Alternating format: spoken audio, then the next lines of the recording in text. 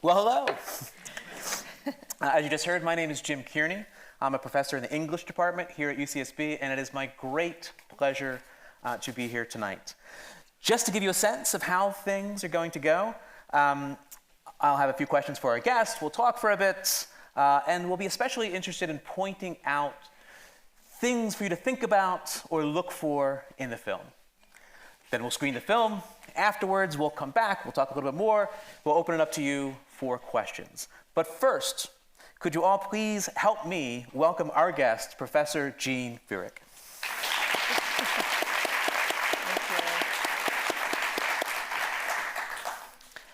Well, thank you so much for being here, Jean. It's a pleasure to see you. Now, we're all here to watch Hamnet, the remarkable 2025 film directed by Chloe Zhao. It's based on the phenomenal novel, 2020 novel by Maggie O'Farrell. We'll talk a little bit about the film, a little bit about the novel, a little bit about the relationship between the two. Now, among many other things, you are someone who writes on and teaches Shakespeare. And I'm sure that plenty of people ask you about this novel and this film from that perspective. So just to get us started, to your mind, what is something everyone should know before they watch this film? Okay, hi everybody, and I just want to thank Jim Kearney and also Emily Zinn for inviting me to join you tonight. So thank you very much, and I appreciate your presence here. What I think everybody should know as they either approach both the novel or the film is really one of the intentions that Maggie O'Farrell had when she set about writing this novel was to redress a kind of imbalance in the critical record with regard to William Shakespeare and his whole personal history. Roughly about 100 years after, not quite, but after Shakespeare died, things started to happen in the critical record where people started to kind of turn kind of negative with regard to their portrayal of his wife, whose name is Anne Hathaway, but it was also rendered as what looks like Agnes in the will that her father completed. When he bestowed her some funds, he identified her as Agnes. And it's a case of slippery words. Anne and Agnes are the same name. And so in the critical record, particularly in the early 1800s, critics started to just get more and more kind of negative about Anne, sort of viewing her. So some of the facts that we have with regard to her, there are very few.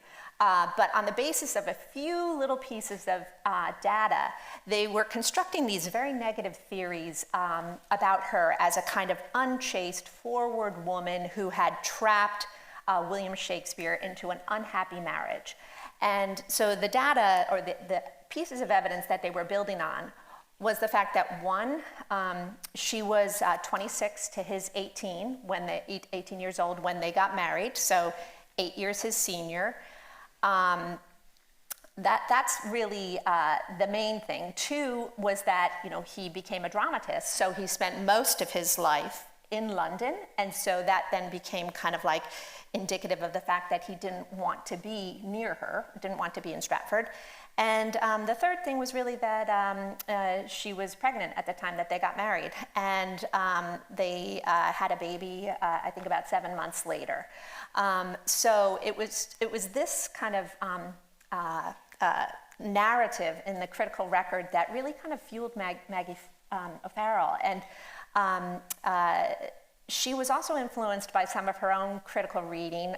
One writer who she consulted was an author named Germaine Greer, wrote a book called Shakespeare's Wife, and basically exposed this tendency of misogyny in the record, in the critical record, and really sent it up and said, it's largely just imaginative flourish on the part of largely male critics, even some very recent ones. And so Maggie O'Farrell really wanted to tell the story that, she wanted to tell a different story that put Agnes and the family more in a sort of centered position, possibly neutral or positive position in relation to their impact on Shakespeare. So what if she sort of imagined this marriage was not an unhappy one, but one that was built on affection and love? And what if that familial life actually threaded through Shakespeare's plays in a way that was inspiring, that there were features of his domestic life that actually inspired him. So that's one thing I think that everybody should know, that she's telling a story that shifts the focus, okay? So in the novel, William Shakespeare is never named. He is referred to as the tutor, or the father, or various other kinds of forms of address. His work is also never featured in the novel. So he's very much kind of put to the margin, and the focus is, okay, what kind of a narrative, what kind of a domestic life might he have had based on the evidence if we didn't take a misogynistic starting point. And so those are some of the things that I would start with. I don't know if you have anything you want to add to that. It's just amazing that we have so few facts about Anne Hathaway in particular, and that for centuries we've constructed these, narratives based on these sort of misogynistic tropes, right? She's the shrewish older woman who trapped him into marriage and all these things based on no evidence. So it's fantastic that one way to think about this film then, and of course coming from the novel, is that it is an intervention. Right, it's an intervention in the way we've decided to talk about Anne Hathaway. And as you say, it's an intervention in terms of decentering Shakespeare from this narrative. What if we put a woman, several women, women's experience at the center of this story? What would it look like? So I guess one thing you might think about as you're watching the movie is to think about this as a kind of imaginative intervention where we have very little data to go on in terms of the historical record. We have very few facts. So this is, one of the things Maggie O'Farrell is very clear about is she's writing a novel. This is fiction. It is based on some of these, historical facts, and we'll talk about those in a second. And of course, Chloe Zhao, in following, is giving us a fiction. But it's a fiction that is very sort of well-sourced in terms of the historical material, something that could have been. And it's very much sort of working against the history you're describing. While we're on the subject, one of the things people always ask is, what do we know? What facts do we have? And so maybe in terms of the first part of the movie in particular, where they meet, they marry, they have children, how much of this, is from the historical record? What do we actually know? Okay, thanks. So first thing I want to say, when you were talking about this sort of imaginative, this is fiction. The reason why Maggie O'Farrell can write this fiction is because she nestles her story into what critics refer to as the lost years of Shakespeare's life. So in general, we have very few documents about Shakespeare particularly, and usually they emerge in legal context or record-keeping context. So births, deaths, legal battles, things of that nature, property acquisition. But between 1585 and 1592, we really don't know where he was or what he was doing. We have nothing. In 1592, we have a reference from another poet, a writer named Green, and it's kind of a bit of a snarky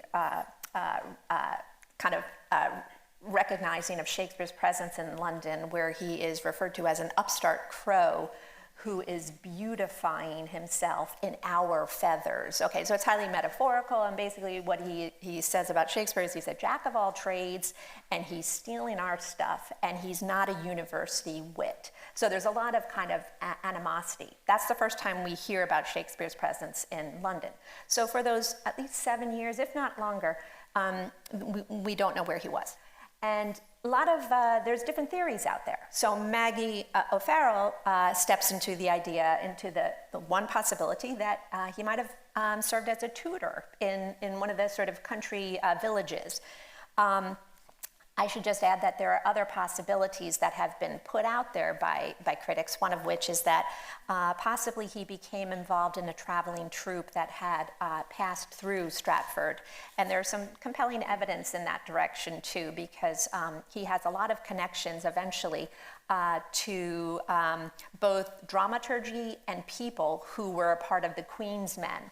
And the Queen's Men is recorded as that was another a company of players, and it had traveled through Stratford. I believe the year might be 1585 or 1586. We have records of that. So there is the possibility for him to have done other things. But to return to the question, what do we know? Okay, so we know that they got married. I believe it was 1582. Okay, so we have a record of their marriage, and then that they had their first child in 1583, a daughter, Susanna. 2 years later, they had twins, Hamnet and Judith. Okay, in 1585. We also know we have a few pieces of information about who Anne was, or really who her family was, the Hathaways. And this is a key kind of factor that sends up some of those earlier narratives that I referred to, because the Hathaways were a pretty vibrant and respectable family within not quite Stratford, but a few miles west of Stratford. I believe the town is called Shottery. And they were not quite yeomen, okay, which is sort of substantial landholding family, but just below that. So they had a big farmhouse. I think it had 12 to 13 rooms, and they had significant land. They were farmers, okay, but there's also evidence that Shakespeare's father knew Anne's father. Okay, so he stood as surety for him in a court where he had some sort of debt, and John Shakespeare was his sort of backup. And so that doesn't really come out in most of those narratives that kind of denigrate Anne. The idea that, maybe the families actually sanctioned this union, and maybe they had a history of knowing each other. Okay, so basically, I just wanted to capture that we have some data about the Hathaways. Shakespeare's family had the 3 children. And he also, his own family, if we could spend a minute talking about his parents and siblings, because they do feature in the story. His dad was John Shakespeare, and his mother was Mary, originally Mary Arden, but then once wed became Mary Shakespeare. And there's some evidence that they may have been practicing Catholics within this Protestant England at a time when it was becoming just more difficult to do that. You would be fined. Penalties could be intense and severe. So John Shakespeare's career was sort of on a rise when Shakespeare was either before his birth or when he was a young child, that reached its pinnacle in, I believe it was 1568, when he became bailiff of Stratford-upon-Avon, which is the equivalent of sheriff or mayor. And it was elected by council members, but he had held a number of roles in the town council before that. That's the peak of his career. And then in the decade of the 70s and 80s, his career started to have a sort of rapid downward turn. So for a while, scholars were speculating it must have been because of his Catholicism. But then it came to people's attention that there was possibly tax evasion going on the part of John that had to do with wool. Okay, so in the film you will see bales of wool kind of being surreptitiously kind of tucked away in the attic, and it's alluding to that. So there are 2 possible theories as to what made his career start to tumble, and that had really profound implications for Shakespeare, William. Because he was clearly a talented student, and someone who had, completed grammar school might be expected, if they had the means, to go to university. And because his father's career spiraled down, Will was not given that opportunity. So, therefore, at the age of 18, he was either going to follow his father into a career as a tradesman of some sort, whether making gloves, that was his so that was his father's legitimate, other than the elected roles, that was the position that he held in town. He was a glove maker. But somebody who was going to grammar school wouldn't normally then become a tradesman. So it seemed like he was already on a different trajectory, but then it got rerouted. Okay, so those are some of the things. What am I missing? No, that's fantastic. Maybe we could talk for a second about this figure, Anne Hathaway, Agnes or Agnes in the film. So because there's so little for Maggie O'Farrell, Chloe Zhao to work with, this is an artistic creation, and they take a big swing with this artistic creation. So I guess, one of the things the film sort of I think, does excellently, is to depict the natural world in this period, and to depict Agnes's relationship to that natural world. So I wonder if we could talk for a second about, you are an eco-critic, work on environmental humanities. I wonder if we could talk for a minute about, what, this figure and her relationship to the natural world, and what you as a scholar, what do you take away from that? Or what would you want us to think about the periods or the natural world in this particular moment in time? Okay, thank you.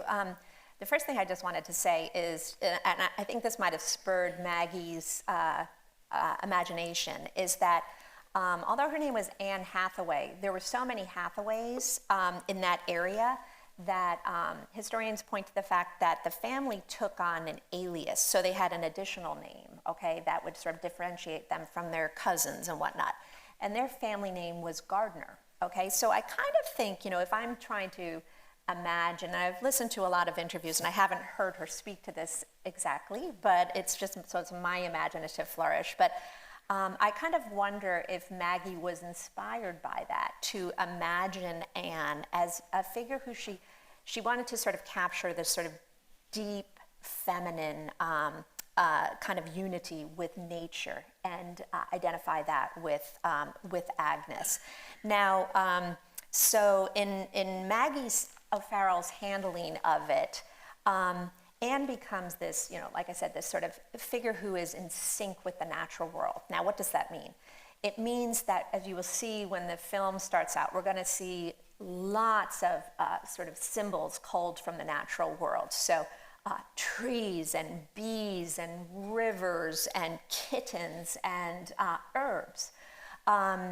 So we're also going to see that Agnes really likes to have her hands in the soil. She likes to be grounded. One of the opening images will show her almost like tethered as in a kind of cocoon-like position to a tree. Okay, if you look at the imagery, you'll see almost like an umbilical cord of a vine that it's almost as if the tree is giving birth to her. So I would just say, pay attention to, as you're watching the film, pay attention to its wonderful use of kind of tree motifs. Now, to return to and that's just one of the natural emblems that, kind of come up in this film. But in relation to your question about, early modernity, when I read the novel, watched the film, it seemed to me that it was sort of working with this idea that, not Maggie, but Anne is like I said, this sort of figure of nature, okay? And that Will Shakespeare becomes this figure of culture. And it kind of works with this like bifurcation between the two. So he'll be associated with indoor spaces. Sometimes they almost look imprisoning, like the panes of the window that he stands behind. He's associated with the quill, ink and quills, and even just the way that he is costumed is inky colors, okay? Where you'll notice a very different patterning for Anne. Anne is not so much in green, but she's in almost like shades of blood red color, okay? Rust, and the different sort of permutations or the different life cycles that blood might go through, depending on where she is in her life and whether it's a kind of joyful, if that could be, blood, or more like something that's turning darker, okay, as in response to loss and suffering. But the point I'm really coming to is, although Maggie O'Farrell has sort of bifurcated them, when I read it, I was thinking that the sensibility that Agnes embodies, in my view, represents really more of an early modern sensibility. So I wouldn't see it as limited to women or a sort of unusual woman such as Agnes is in this handling. I see that her sort of proximity to the elemental forces of nature is really sort of typical. That's how they understood people's positioning in relation to the natural world. They were working with Galenic medical theories, where our bodies are constituted by the same elements, humors that are present in every other living thing. And so there was a much greater sense of proximity to the natural world for men and women. So from our 21st century perspective, sometimes we can kind of, I think, align things differently. We tend to think of things in a more gender bifurcated way. I think there's a long history that leads to that.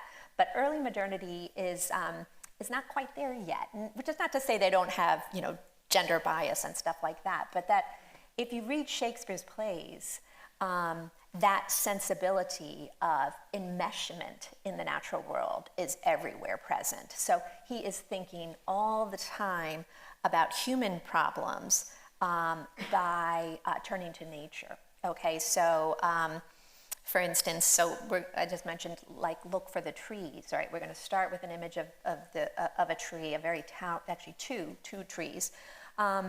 If in the play Hamlet, when Ophelia is coming undone, she is slipping into madness due to excessive grief. When she ultimately dies, the willow tree plays a huge role in her undoing. And so right in this one play, I can think immediately of some symbols, some arboreal symbols that Shakespeare is really drawing heavily on. And famously, Shakespeare planted a mulberry tree in his backyard. And another tree that has a strong presence in this film, it's a little bit more so in the novel as compared to the film, but is the rowan tree. So if you read the novel, and it might be evoked in the film, Anne's mother's name is Rowan. And she is a woman who sort of comes from the forest, comes from the woods. And I think Maggie O'Farrell is sort of using a little bit of Celtic mythology here, imagining her as a kind of druid-like figure who comes out of the woods. But subsequent to that moment, her daughter, she loses her mother in childbirth at a pretty young age, but she's always looking for signs of her mother in the natural world. And in the novel, right before she steps into the chapel to wed Will Shakespeare, the branch of a rowan tree falls on her.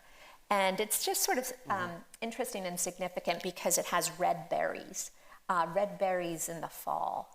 And Shakespeare, having read, his favorite author was Ovid's Metamorphoses, and there's plenty of stories about humans transforming into trees and other natural forms. And he will often use these myths to talk about the origin of certain flowers or white berries that turn red because a figure, maybe Narcissus, is hurt or injured on the flower, and it creates a different kind of blossom. So I see a lot of that imagery present both in the novel and the film. So those are some of the things I would do with the natural. Fantastic. Thank you so much.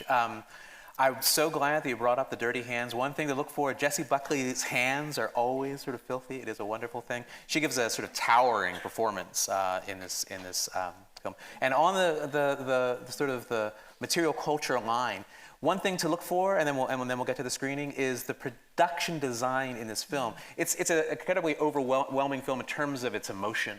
But as you're watching and as you're being overwhelmed, notice how well considered, how much time and thought was put into the production design here. It's sort of beautifully done. So I don't want you to sort of miss out on that as you're watching. But we should get to the film. So just to remind you, we'll come back, we'll talk for a few more minutes after the screening, and then we'll open up to questions from the audience. But let's enjoy Hamnet.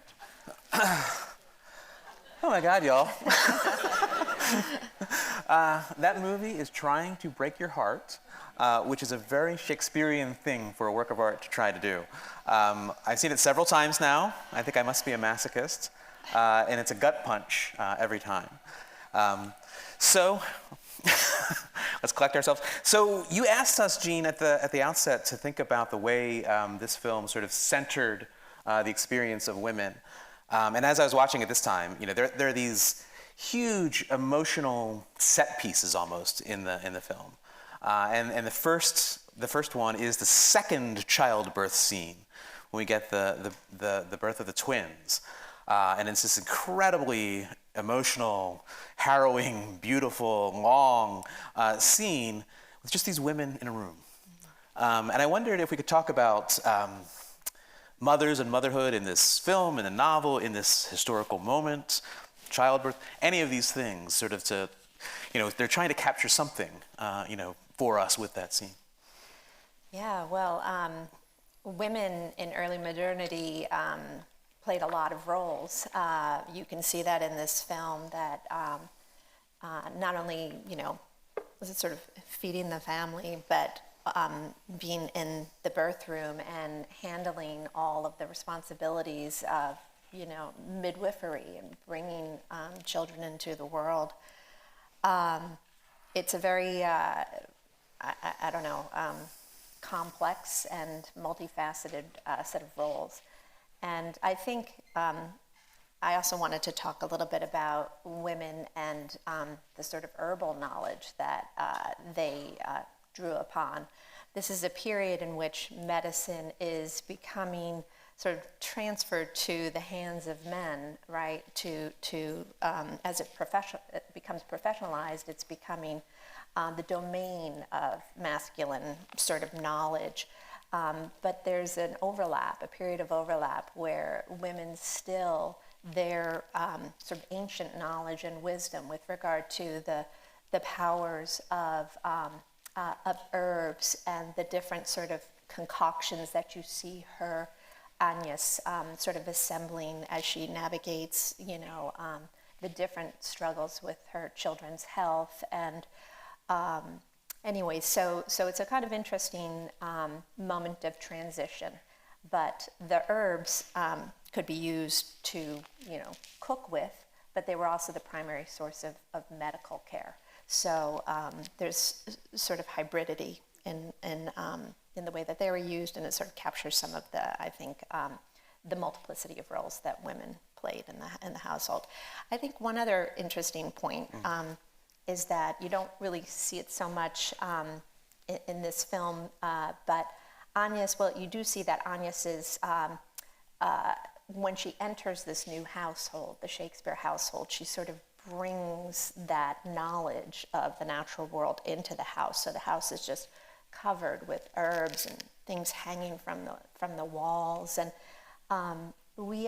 historians actually believe that there's a chance that she might have the real Anne Hathaway might have actually been able to make ale. And that was a common practice that women in country households would engage in because water was not safe, and so ale was the preferred drink.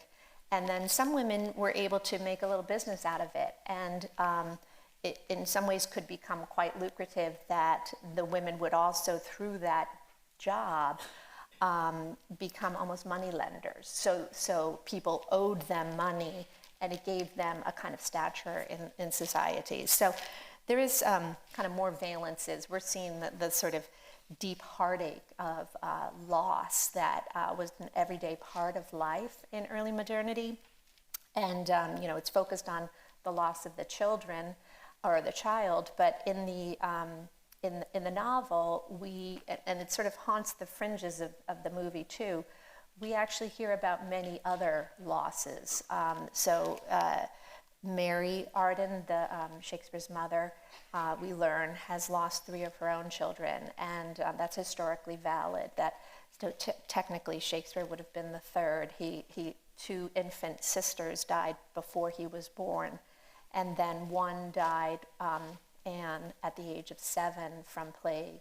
So, and that would have been just a couple of years before he and Agnes started to come together. And so, and then you have mothers who have died, fathers who have died, and so there's this, it's a feature of early modernity to be much closer to that sort of boundary, very permeable boundary between life and death.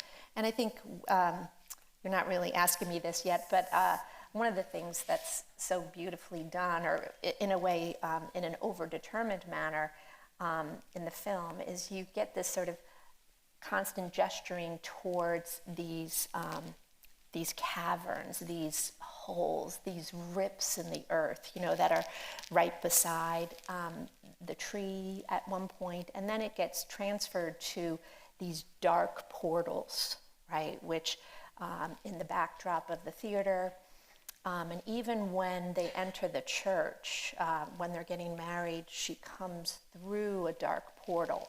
So I think that the director, the author, are really kind of asking us to think about what is the relationship between the living and the dead, and that boundary, and that comes back to Eurydice and Orpheus story. And it's sort of a puzzle, because in the original story, to look back, to look across that divide, is the thing that sort of instates it more rigidly. Then he can never be with his beloved. But Maggie and Chloe are kind of recasting that, because throughout the story, Anne is asking Will, under her breath, look back, and he does. And so that sense of like crossing that threshold seems to be very important, right? That those, sorry. Want to drink a water? Yeah. While Jean takes a drink of water, the scene that really jumped out at me this time around, talking about loss, and obviously this is a film deeply about grief and loss, was that speech by Emily Watson as the mother of Shakespeare, Mary Arden, Mary Shakespeare, where she talks about just how precarious life is at this moment. That her granddaughter asks her, "Haven't you lost 3 daughters?" And then she says yes, and she talks about how we can never count on them sort of taking another breath, their heart beating. It's just overwhelming. But yeah, and one thing, as I was sort of preparing for tonight, one of the new pieces of information that I hadn't been aware of, although I've been a Shakespearean for many years, was that the year that Shakespeare was born was a very big plague year. And so that would be 1564, and a massive proportion of the population of his town were struck down by that plague. And so it was like a mini miracle that he actually survived, So, and that is historical fact. On his block, many of the children died, and it would have been much more precarious for an infant, and he would have been just 2 months old. So there's many kind of layers, but that sort of very kind of the proximate nature of life and death in this time period. I mean, I think in our modern moment, people go away to die. So we don't often sort of see it up close in an everyday manner in the way that would have been much more typical in Shakespeare's moment. And this is another intervention on the part of Maggie O'Farrell and Chloe Zhao in terms of the death of Hamnet. We actually don't know why, how, what killed him, and the strong interpretation here is it is bubonic plague. We see the sort of characteristic buboes on Judith, and then that's what he dies of. But scholars suggest maybe not. Yeah, that's right. So this is one of those sort of imaginative flourishes. In Stratford, there is not really evidence that the plague hit in 1596 when Hamnet died in the month of August. In fact, only I think 5 deaths are recorded for that month. So it suggests so it's obviously subject to interpretation and speculation, but it's very possible that he died of something else. And at least one author that I've read sort of kind of wonders, what if it's the flip of the story that we get in the film, where the daughter was the stronger twin and Hamnet was the weaker of the two.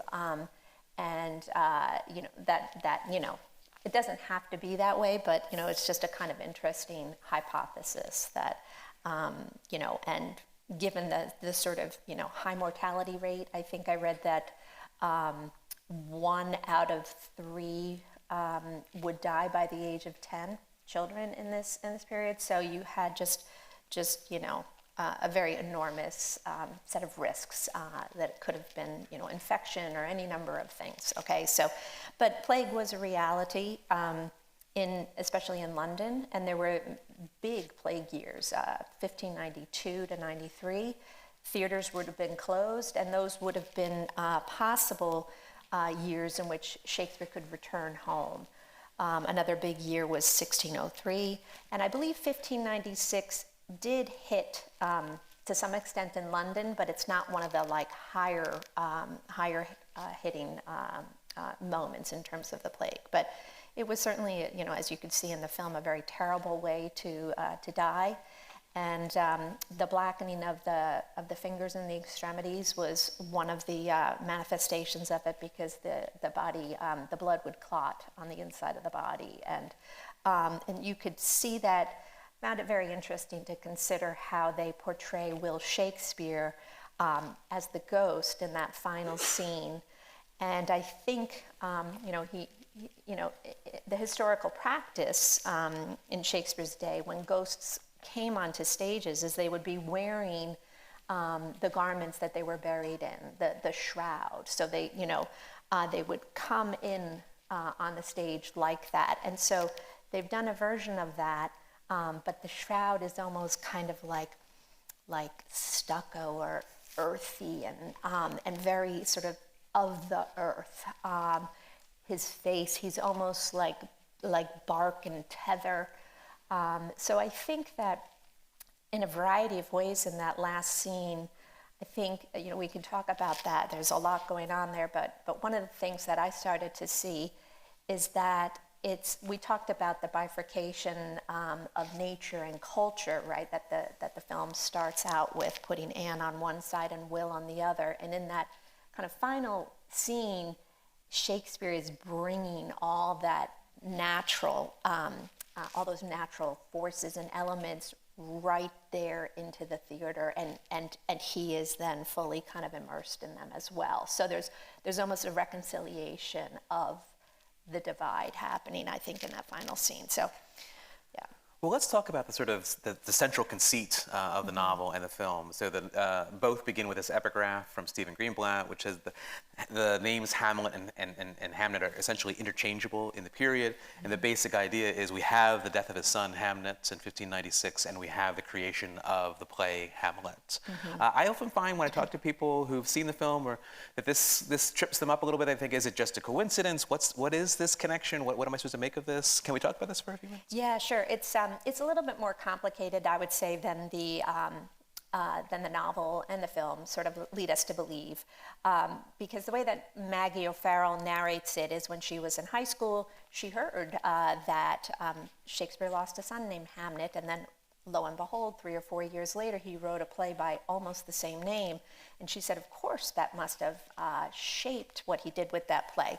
But the history of a play called Hamlet goes beyond those 2 points, in the sense that we have allusions in the early 1590s of an early version of a play called Hamlet.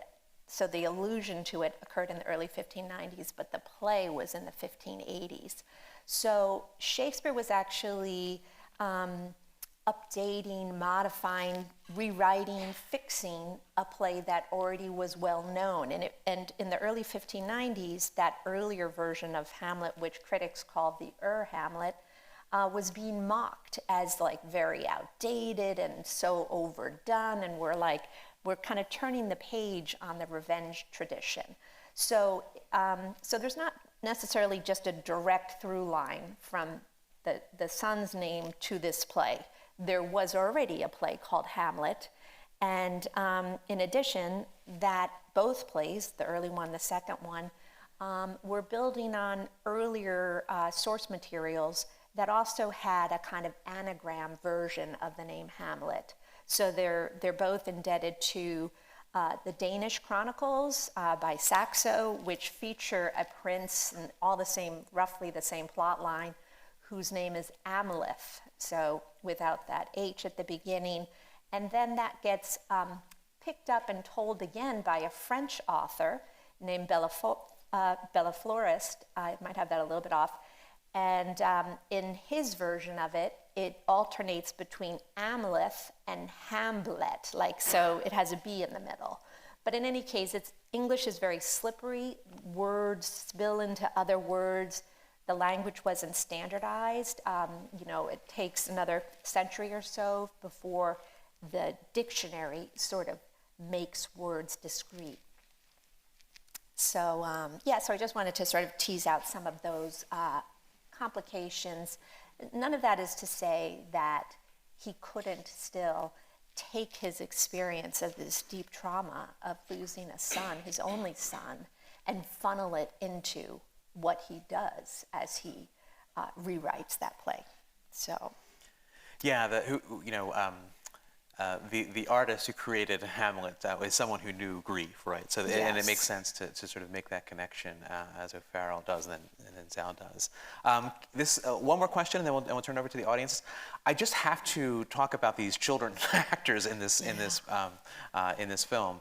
Jacoby Jupe as Hamnet is astonishing. He carries several scenes. And I think all of the children actors are quite wonderful. And it gives us, they're actually, I think, more central to the film than they are to the novel. And we get a sense of this family interacting. And one of the things that O'Farrell and Zhao want to do is create, this sort of world of this family. This has been criticized as sort of overlaying a kind of modern sensibility onto this historical moment. Hamlet is too much of Shakespeare is too much of a modern dad is the criticism. What do you say to that? I think I think they do a really nice job of representing kind of like an early modern family in the sense of sort of multi-generations living together, right? And you have this sort of overlaying of a family. You have multiple wives because of that high mortality rate. You have big families. I think Anne had, including her half siblings, maybe eight siblings in that family, and so it really is, I think, quite beautiful to see all of the different relationships, the kind of web and network that the family is. It's a more expansive one. But I think some of the criticisms about a kind of modern ethos slipping through may kind of describe Chloe's handling of Shakespeare, of Will. What kind of a father was he? In the novel, Will is very marginalized, and he goes to London, and you don't really have those scenes where he interacts with the children and teaches them his craft of dramaturgy. We get a lot of that in the film. That's all added to the film, not present. And so some people kind of say, okay, well, he's like a modern father. He goes to work, he comes and he sort of is very affectionate and loving to his children. And I think those are some of the features that people criticize for, sort of its modern overlay. But one of the nice things I think about both the novel and the film is that they really do spend some time it's not just the couple, Agnes and Will. You get these relationships with siblings that are part of a sort of identity, a familial collective identity. And then at the end, in that very powerful scene at the Globe Theater, the family is now also sort of becoming the community. There is a sense in which some might argue that the theater historically sort of answered a need in the community. With the shift from Catholicism to Protestantism, a lot of the rituals of that would sort of handle these life transitions, transition to death, what was done in those moments. When the clearing away of Catholicism, Protestantism is really more, and you can speak much more about this than I, because Jim has done a great deal of work on religion. But in a way, removing a lot of the rituals that were inherent to Catholicism created this opening, and the theater could kind of be offered as a little bit of a substitution. And I think that we see that in that final scene, where it's almost like, a temple, or it's this sort of religious or sacred moment that we're witnessing as a character dies and the audience reaches out to support him. So. Perfect way to wrap up before we turn over to the audience. Hi.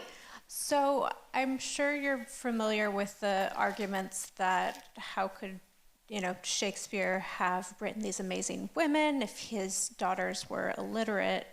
I was wondering what your opinions are that in the book and the movie, they chose to have the daughters be able to read. Can I? Sure. Susanna was literate. Susanna could read. I think that is a So that's a myth then. What's that? So it's a myth that his daughters were illiterate. Susanna was taught to read, and Judith was not for some reason. It's an interesting discrepancy that the one was and the one wasn't. We don't exactly know why that was the case. And it was rare, for a daughter to be taught to read, and there are all kinds of theories as to why that would have been in this particular family, and all kinds of theories as to why Judith was not. It's interesting, and they both lived. We have this family and this child who dies. I think it's important to know that Judith lived to be 77. Right? They both lived these long, rich, interesting lives. So, thank you. Thanks. This was a wonderful film and wonderful discussion. I just wanted to pick up on what you were saying about religion.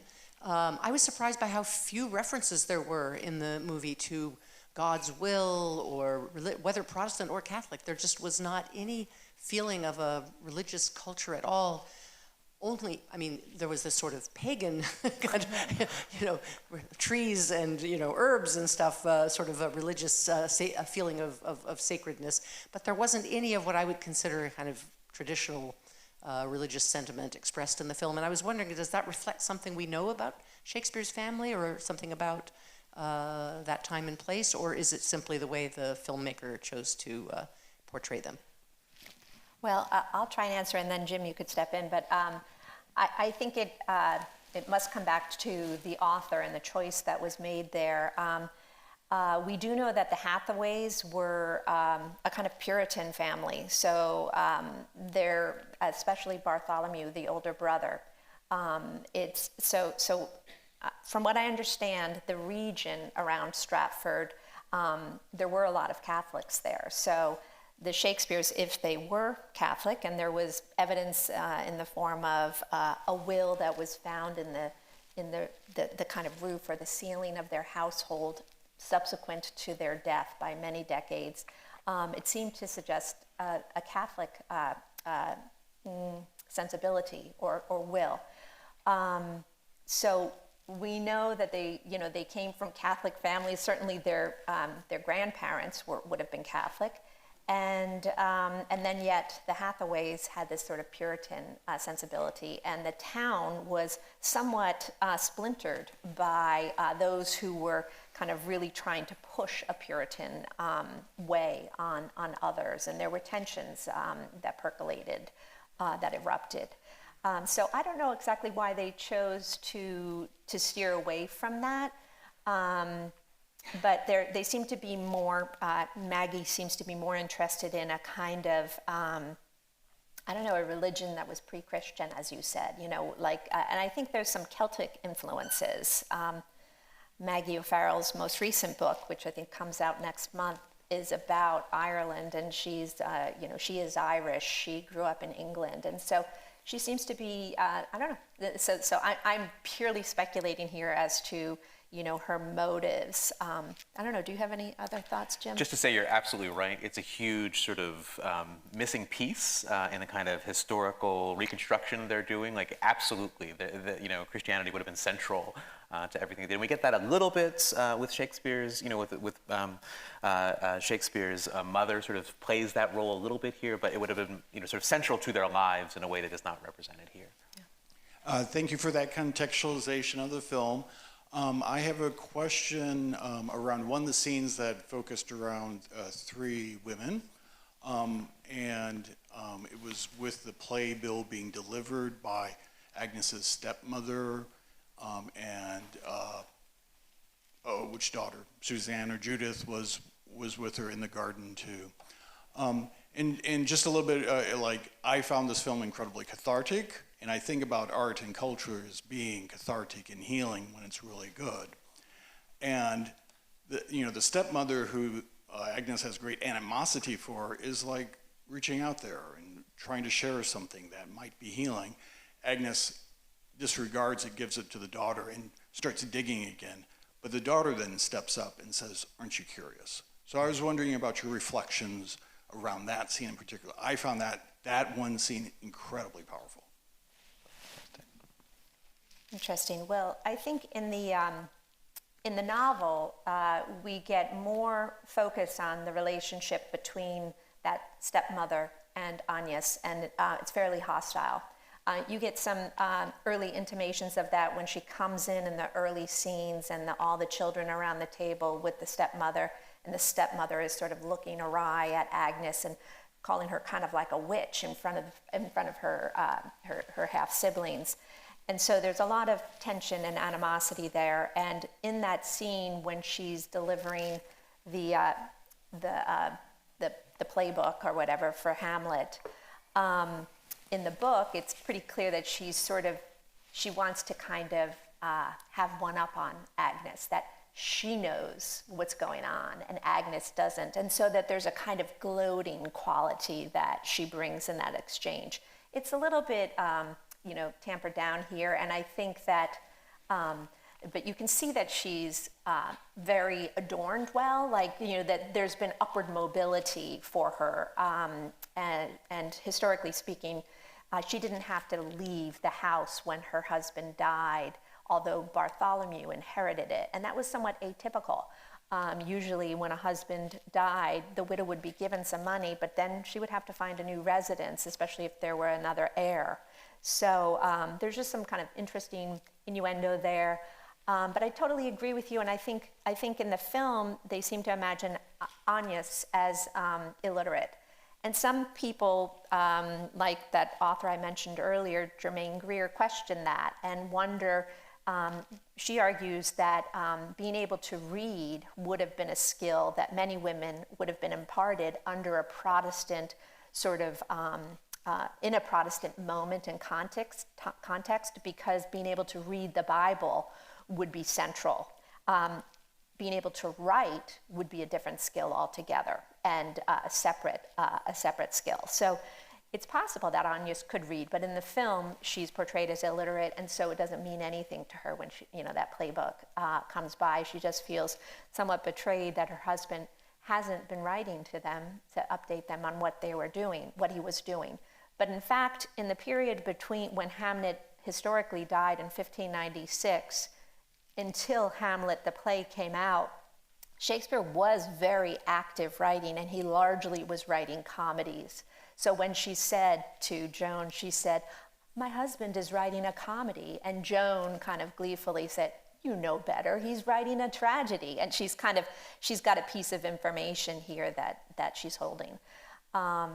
So it was true that he wrote a variety of comedies, things like Merry Wives, Midsummer Night's Dream, Much Ado About Nothing, maybe Merry Wives of Windsor. There might be one more that I'm overlooking, but it was a sort of feverish, he kept a kind of feverish pace before he came to Hamlet. So, there's a sense in which you could say that, well, why was he doing that right in the wake of his son's death? That is it deflecting, distracting, sort of shifting his attention elsewhere before he was ready to kind of really kind of face it and grapple with it in a play like Hamlet, which is not just, portraying it. Now, keep in mind that in the play Hamlet, the son doesn't die. It's the father who dies, the father who has been murdered, and there are multiple fathers who are murdered because Hamlet accidentally murders Ophelia's father, Ophelia being his former beloved.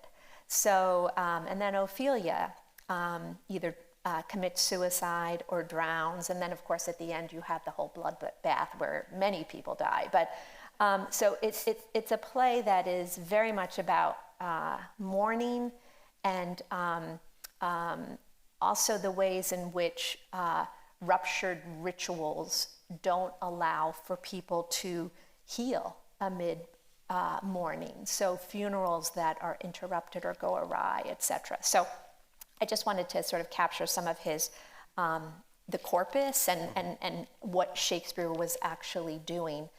And I think we wanted to talk a little bit about, this play and film, this novel and film are primarily focused on Hamlet as the vehicle of grappling with the loss of the child.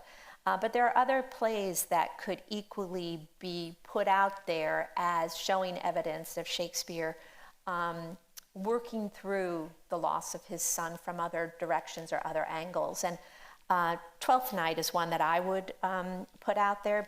It was very contemporary to Hamlet, but it's a comedy. It might be a kind of melancholic comedy. It's a very beautiful play, but it features twins right at the beginning, and they travel by sea and they shipwreck, and the female, it's again fraternal twins, a female and a male, and the female, Viola, thinks that her twin has died at sea. And so for much of the play, she's mourning the loss of her brother, just like the woman who she comes to meet on the new, what land are we in? Is it Bohemia? Where are we in Twelfth Night? In any case, the... Illyria. Oh, Illyria, that's right, Illyria. So the Viola meets Olivia, who has also lost her brother recently. So there's a kind of mourning that can even occur in the context of comedy. Yeah, and Twelfth Night's the one that really gets to me precisely because it's Shakespeare not, sort of thinking about himself and his own grief, but about his daughter's grief, having lost her twin brother, right? I find that incredibly touching if we want to read the biographical detail into Twelfth Night. More questions?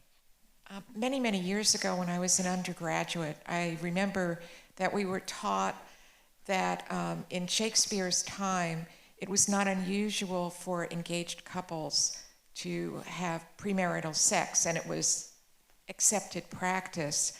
So why in the film was the decision made for the family to be so upset and outraged over this?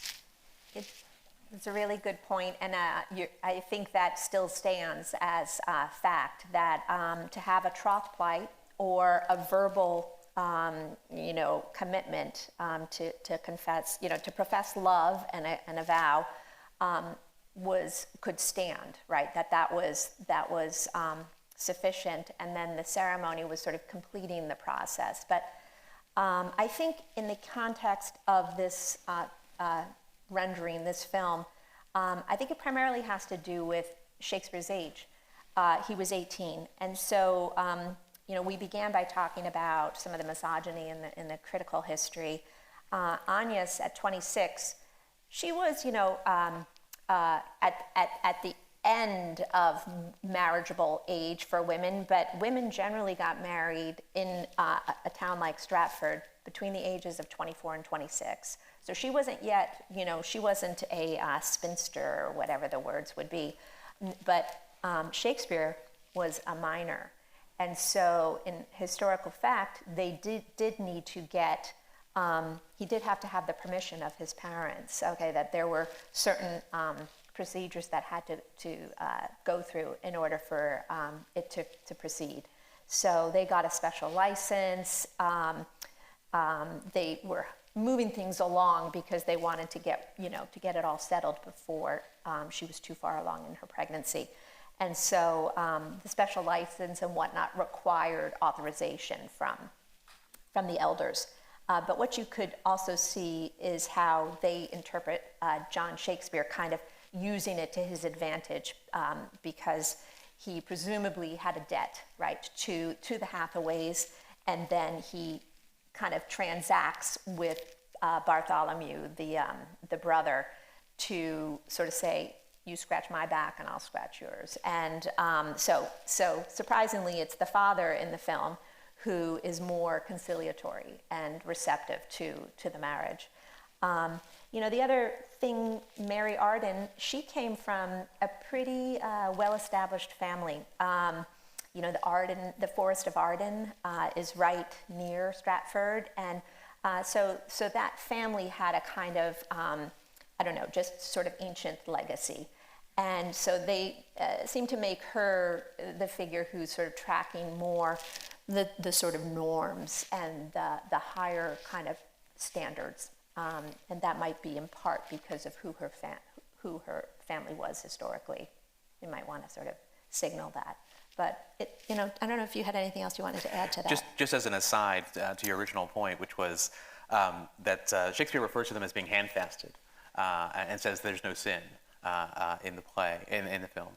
That's been described, handfasting which is what Jean is describing, has been described as engagement with benefits, right? So it is, what you're describing is exactly right.